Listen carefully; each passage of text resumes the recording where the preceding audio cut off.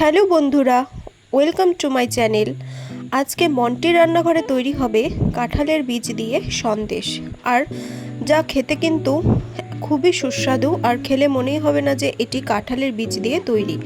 যাদের বাড়িতে কাঁঠাল গাছ আছে তারা তো ভরপুর কাঁঠাল খাচ্ছ, কিন্তু বীজগুলোকে কি করবে, তার জন্যই কিন্তু আজকে এই রেসিপিটি তৈরি করা।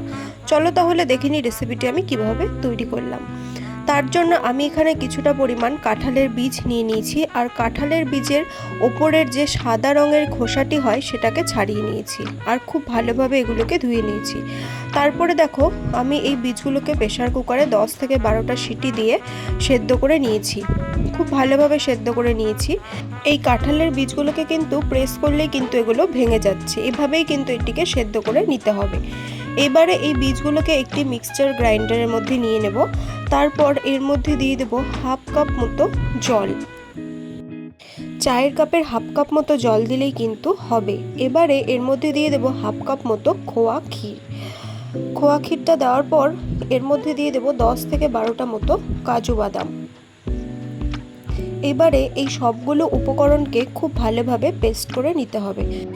দরকার পড়লে কিন্তু আরও কিছুটা জল তোমরা এর মধ্যে দিয়ে দেবে, যাতে খুব ভালোভাবে এটি পেস্ট হয়ে যায়। আর হালকা দানা দানা ভাব থাকলেও কিন্তু কোনো প্রবলেম নেই। এবারে একটি কড়াই গরম করে এর মধ্যে দিয়ে দেব 3 টেবিল স্পুন মতো ঘি। ঘিটি একটু গরম হয়ে গেলে এর মধ্যে এবার সেই কাঁঠাল বীজের পেস্টটি কিন্তু দিয়ে দেব। এই পেস্টটিকে দেওয়ার সময় কিন্তু গ্যাসের ফ্লেমটিকে একদমই লোতে রাখতে হবে, না হলে কিন্তু এটি লেগে যেতে পারে।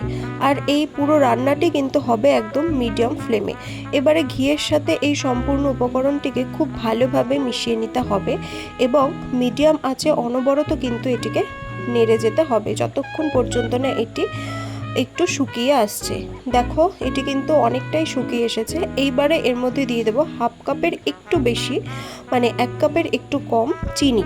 মিষ্টি যে যেমন খাও সেই হিসেবে কিন্তু চিনিটা দেবে। এটা কিন্তু খুব বেশি মিষ্টি হবে তেমন না, হালকা হালকা মিষ্টি হবে। এইবারে খুব ভালোভাবে এই চিনিটাকে এই উপকরণটির সাথে মিশিয়ে নিতে হবে। এই সময়ও কিন্তু গ্যাসের ফ্লেমটিকে একদম মিডিয়ামে রাখতে হবে। দেখো, চিনিটি কিন্তু খুব ভালোভাবে মিশে গেছে। এবারে গ্যাসের ফ্লেমটিকে কিন্তু লোয়ে করে দিয়ে অনবরত এটিকে নেড়ে যেতে হবে যতক্ষণ পর্যন্ত না এটি শুকিয়ে আসছে। দেখো, এটি কিন্তু খুব ভালোভাবে শুকিয়ে এসেছে। এইবারে এটিকে আমি গ্যাস থেকে নামিয়ে নেব। এবারে এর মধ্যে আমি দিয়ে দেব হাফ টিস্পুন মতো এলাচের গুঁড়ো। আমি কিন্তু এখানে গোটা এলাচ গুঁড়িয়ে নিয়েছি, তোমরা চাইলে এলাচ গুঁড়ো এর মধ্যে ব্যবহার করতে পারো।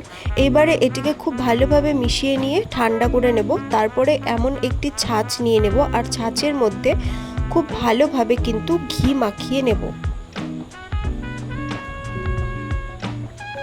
ছাঁচের মধ্যে ঘি না মাখালে কিন্তু সন্দেশটি বের করার সময় এটি ছাঁচে আটকে যাবে।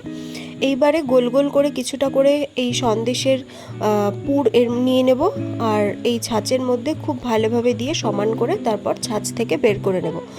ডেকোরেশনের জন্য ওপর দিয়ে কিছুটা কাজু বাদামের টুকরো দিয়ে দেব। তাহলে বন্ধুরা, তৈরি হয়ে গেল কিন্তু কাঁঠাল বীজের সন্দেশ। এটি খেতে কিন্তু খুবই সুস্বাদু হয়। আর আমার রেসিপিটি যদি তোমাদের ভালো লাগে তাহলে অবশ্যই ভিডিওটি লাইক করবে, শেয়ার করবে এবং চ্যানেলটিকে সাবস্ক্রাইব করে পাশে থাকবে। আরও নতুন নতুন রেসিপি পাওয়ার জন্য অবশ্যই বেল আইকনটিকে প্রেস করে রাখবে। আজ তবে চলি, দেখা হবে অন্য কোনো রেসিপি নিয়ে। Thank you.